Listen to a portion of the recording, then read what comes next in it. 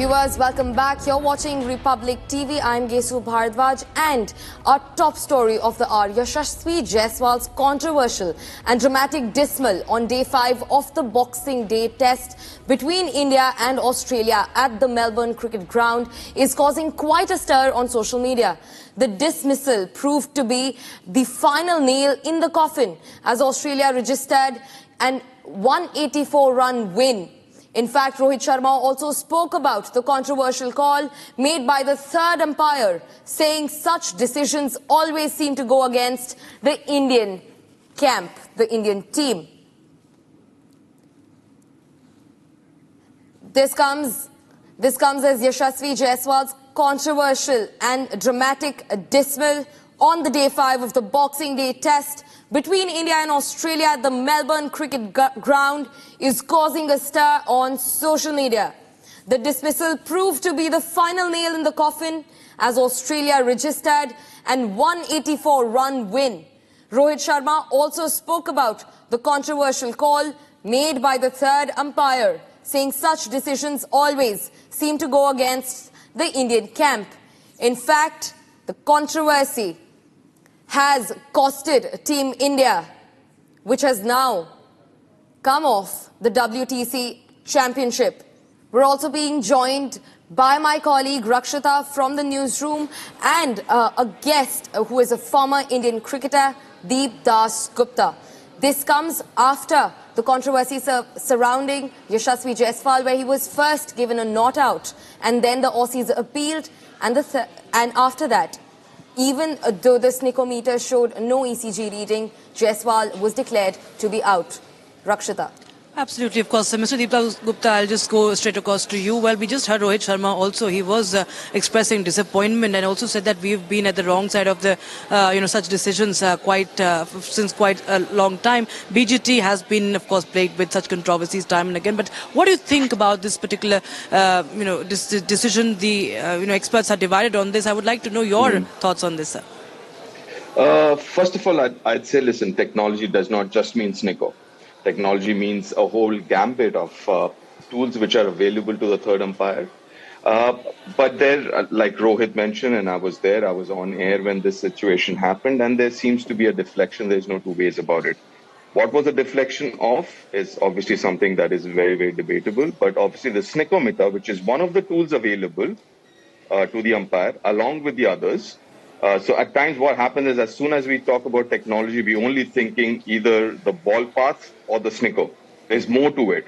So the umpire, nowhere in the rule book or the protocols does it mention the snickometer is sacrosanct. It's not the case. So one is that. Secondly, what I do agree with is there has to be a proper protocol in terms of spelling out the process. As of now, it's very subjective. So very easily, another third umpire could have gone with the snickometer, could have shown more faith on the snickometer and would have suggested, you know what, there is no movement on the snickometer, so I'm not going to give it out. So as far as I'm concerned, I think the protocols needs to be in place in terms of the processes. You can have, a laid out process for every third umpire and make it a little more objective, which is not. It's open to interpretation of the third umpire, how he wants to use the technology, how he sees technology. I think that subjectivity needs to be reduced. Exactly. That's what even Mr. Rajiv Shukla has also pointed out, saying that, the technology, of course, was showing that there was no nick as such, and the third umpire should have taken note of what technology was exactly suggesting. There should be solid reasons, if at all, he decides to, ignore what the third, to overrule the field umpire as well. What do you have to say on that, sir? Well, fair enough. I guess the technical word is conclusive evidence. Again, that makes it very, very subjective as far as the third umpire. So the third umpire saw the deflection. So he had access to some other tools, tech tools like the slow-mo, the zoom and everything else. And as we are seeing the path as well, as you can see, the path also shows a bit of deflection when it passes the bat / the gloves of Yashasvi. So there were other tools which were used by the third umpire, and in the third umpire's mind, which I mean is the most important point here, he thought there was an edge. And so that's my point. I mean, it's a very subjective thing. I mean, you can compare this with what happened against KL Rahul in the first test match at Perth.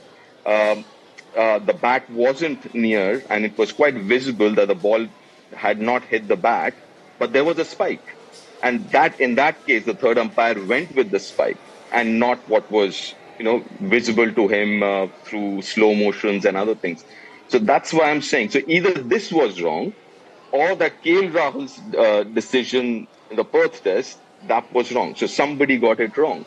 So that's what I'm saying. So if you reduce the subjectivity involved with the third umpire and reading an interpretation of the third umpire of the tech, I think would be a better idea.